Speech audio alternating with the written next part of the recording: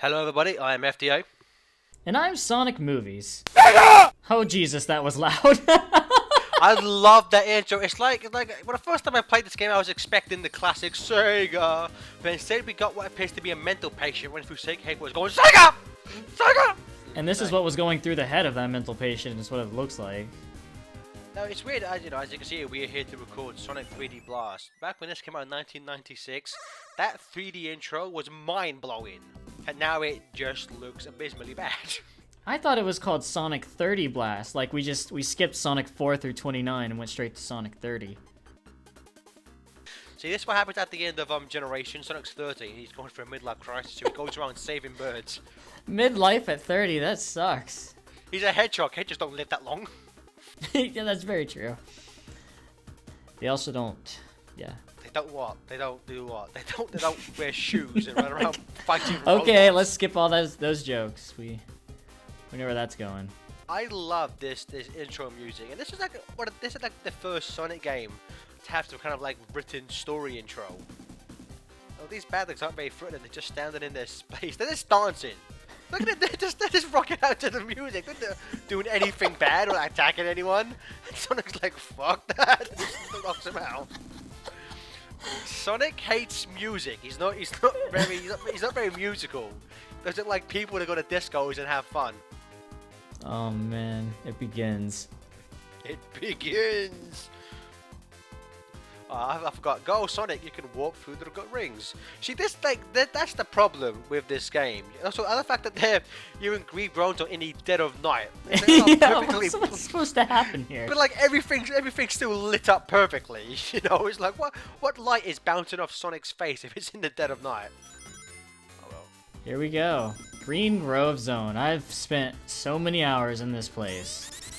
This music is just amazing. I mean, come on.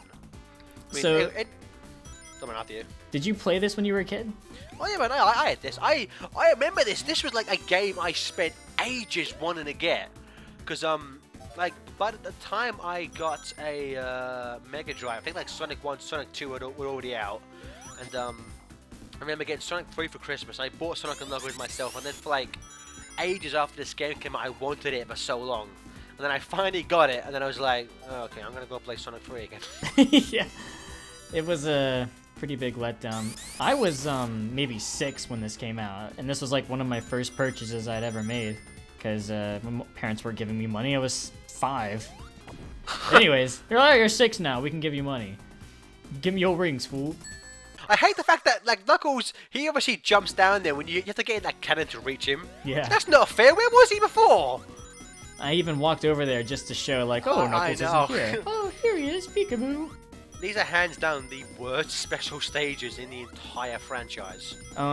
Which is strange because the Saturn version is like the best ever. Yeah, a lot of people cite the Saturn version of this game as having like the best special stage. I mean, the music's boring. It's just so like you can literally, I reckon you could probably just walk normally, like not move at all, and you'd probably still win. I mean, even on K-Assembled number 7, they're not challenging in the slightest. There were a couple times where like I broke even when I got to the very end, so. I mean, yeah, there have been a few times where I've been hit, but I don't think I've ever failed one. Because he's just like I was kind of like all the special stages. Like, how did he get here? And okay, so touching a K-Assembled makes him fly into the air. Whee! See, that's why he can fly in SA1. He gets given all those K-Assembles at once, and his body just goes insane and starts flying. So Knuckles will continue to take your rings. I love how informative you're being in this. This is cheating. See, Knuckles is a bastard. No, He is! He's an asshole! Now here is the Homan attack shield, which literally 2 days ago, me and Stephen were talking about this, and I was like, oh, and literally he didn't know this shield gave you a Homan attack until 2 days ago. Which was after I recorded this. So don't expect that kind of blew your mind. You was like, what? Yeah, you said, yeah, Sonic 3D Blast was like the first game where Sonic could home attack. I was like, are you on drugs? He couldn't home attack. I like you said that because you made me sound like I'm on drugs. Oh yeah, man. Sonic 3D Blast, first game to have home attack, man. Yeah. Almost gave me a heart attack because the graphics were so amazing. The voice I use now is actually a put-on voice. After you, good sir. Yeah, so, I always just thought the blue shield was your basic blue shield that we've had this entire time. And the red shield obviously protects you from fire. And then the gold one was just like, different blue shields. I was like, that's kind of stupid that they just changed the color for no reason, but I'll take it. It just looks prettier than the blue Yeah, shield. so it never occurred to me, maybe if I press jump twice, even though that doesn't do anything in the rest of the game. I love how Tails just yawn. You're like, yeah, I know this game is boring. What are you gonna do? Oh, man. Now, the way the special stages work is that unlike, say, well, basically, it's kind of visual that in every single zone, sorry, in every single act, Tails and Knuckles are hidden, and you have to go up to them and give them 50 rings, and then they get transported. You can't do it multiple times. So, as Steven showed us earlier when he gave Knuckles more rings, if you go up to Knuckles with 50 more rings, he'll just take your 50 rings and be like, nope, LOL. It's pretty amazing. Knuckles is a dick, man. If you keep giving them rings after you have all 7 Chaos Emeralds, they'll just transport you back to this place, but you'll just get an extra life at the end of all this crap. It'd be funny if they just took your rings and your Chaos Emeralds. I'll be taking this. So I would say, like, right off the bat, I think it's pretty well known that, well, if you ever listen to our podcast, that Steven and I don't really. And again, you were just there at the start of the level. That's some bullshit, man. It is. It is. Some absolute bullshit. Steve and I aren't the biggest fans of this game. I will say that I think visually it's very. I mean, it's, you know, apart from it being isometric, I think graphically it actually. Especially for Sega Genesis, you know. Fuck yeah! I mean, like the Saturn version. It looks better, but it's, I mean, apart from some like added effects and shit, it's not like it's insanely different from this. At least that I haven't played the Saturn version in a while, but I think, you know, anyone who's listened to our last episode of Super Flat knows that we freaking love this soundtrack. Oh my god, the soundtrack is fantastic. That's the whole reason why I chose this version of the game over the Saturn. Yeah, but I mean, this is just, you know, just some of. I mean, a lot of people credit Jun Tsunoy for like most of the soundtrack. He actually does only a handful of tracks for it, but I mean, even the ones he doesn't compose, all these are just so damn good. I mean, as we said before, they've been remixed a bunch. You know, like SA1 had a bunch of remixes. Chronicles remixed Diamond Dust Zone. Thanks a lot, BioWare, you bastards. You know, I mean, that's all. I think one of the biggest problems I have with the gameplay is just that in every level it's broken up into sections, and each section has 5 enemies you have to destroy and get a Flicky. Then you run up to one of these rings, deposit the Flicky, and then Sonic, as we're going to see, gets abducted by aliens. I don't understand that at all. Who is abducting him, man? Seriously, like God. Great job saving those Flickies, Sonic. I will bless you with another level. Now, I'll be honest with you, like, whenever I play this, I enjoy Green Grove Zone normally. Rusty Ruin, I'm like, this is still pretty fun, but when I get to about Spring Stadium, I'm like, okay, this is bullshit. I'm gonna go do something else. So by the time you get less than halfway through the game, you're done. Because it's so repetitive, and that'll probably what's gonna happen with this commentary. Expect every part after Spring Stadium to not feature us talking. Because we're like, fuck this commentary, fuck this game. Yeah, it gets pretty painful, but I took it upon myself to try to get all the Chaos Emeralds as fast as possible, so that's why Green Grove Zone is going to be like the longest part in this entire playthrough. I mean, yeah, 'cause if you know what you're doing, you can get all the Chaos Emeralds before you reach Spring Stadium. Yes, I do that. Thanks for asking.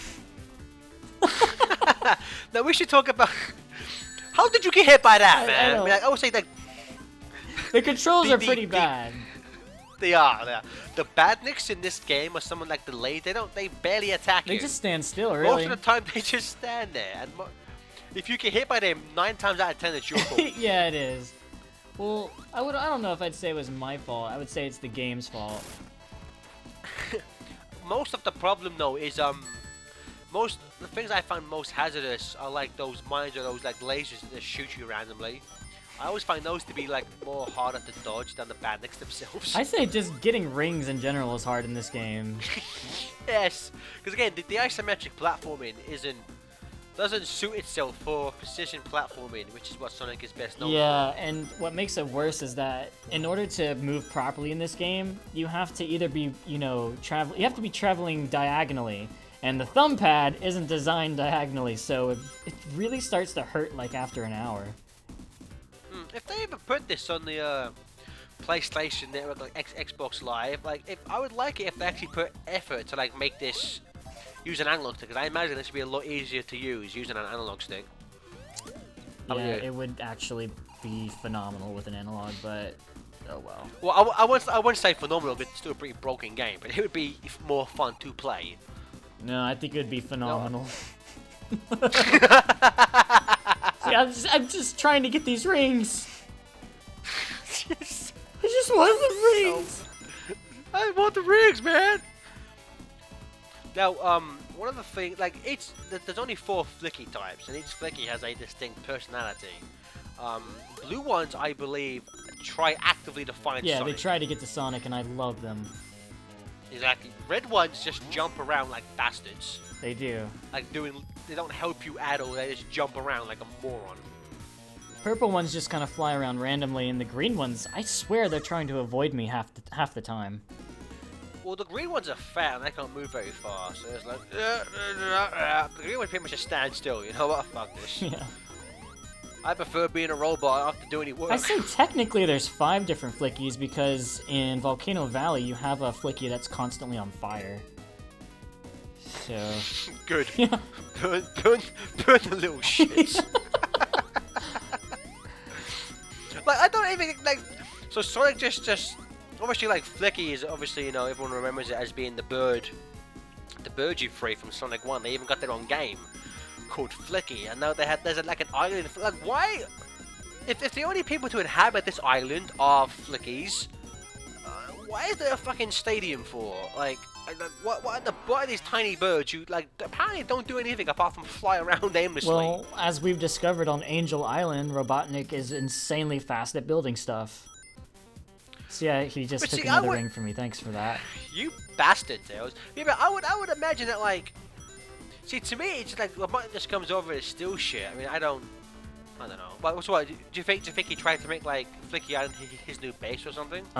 Well, technically later on we do get into his base. So, just saying, he builds stuff insanely fast. He very well could have made Spring Stadium.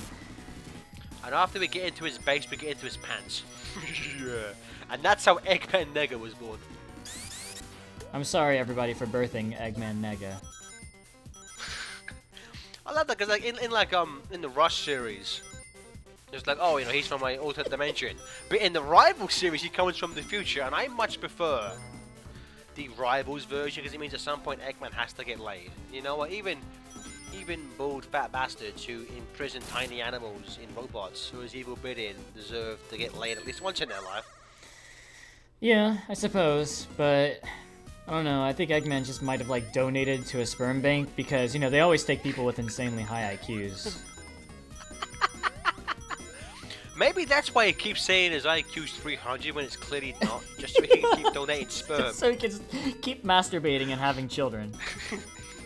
So he can keep getting paid. They're like, oh, yes, it's 300. Well, where'd you get your test from? I made an IQ bot. It tests your IQ. Well, see, Eggman appears. Well, like, at this point in the game canon, or in the American side at least, this was all on Mobius. So Eggman was like the only human on the planet. So that means he was donating his sperm. Oh, dude! I just realized that he's Cream the Rabbit's father. Eggman.